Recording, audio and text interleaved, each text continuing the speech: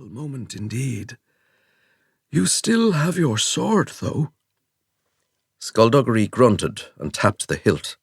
If I try to cut a throat with this, I would take the whole head off. Widow's Lament is a fine sword, no doubt, but its home is on the battlefield. That is where it sings.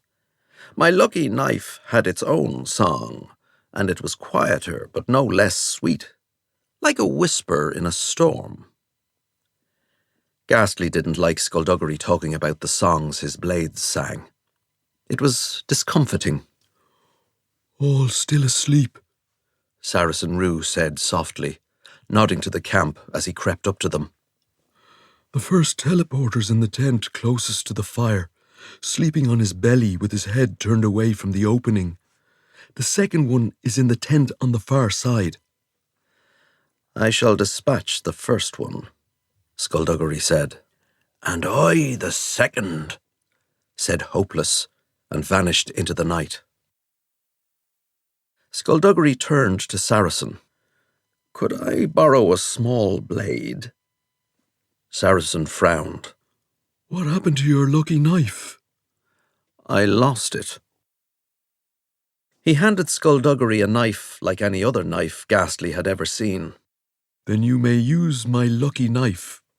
I call it the Blade of Remembering. Why do you call it that? I forget. They kept whispering, discussing knives and swords. Ghastly had never named any of his weapons. Naming a sword was like naming a spoon, and Ghastly didn't see the point of naming cutlery. He looked over to the north side of the clearing.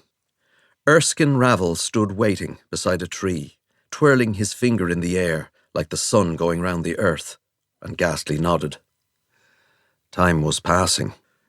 We should probably do what we came here to do, Ghastly said. Skulduggery flipped the Blade of Remembering in the air and caught it. Then let us not tarry on this night of bloodletting, he said.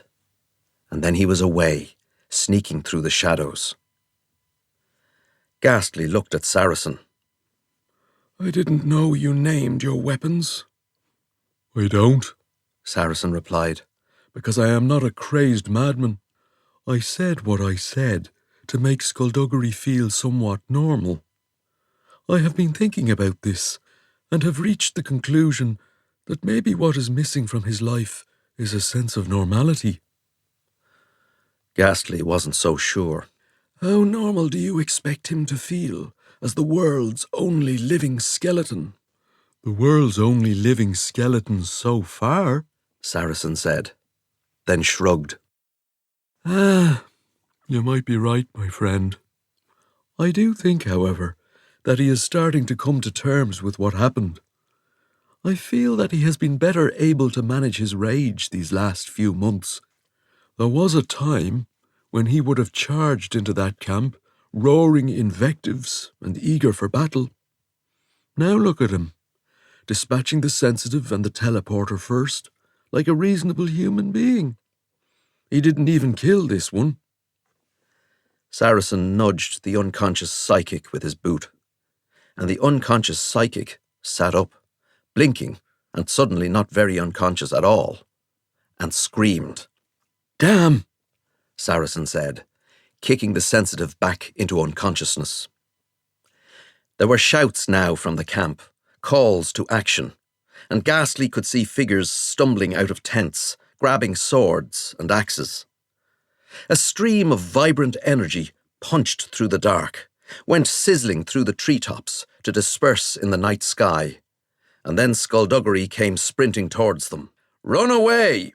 he said as he passed, and Ghastly and Saracen bolted after him. They plunged into the trees, and an arrow went whistling by Ghastly's ear. It occurred to him that both Skulduggery and Hopeless must have succeeded in dispatching the teleporters, or else their enemy would be appearing ahead of them instead of giving chase. So that was some good news.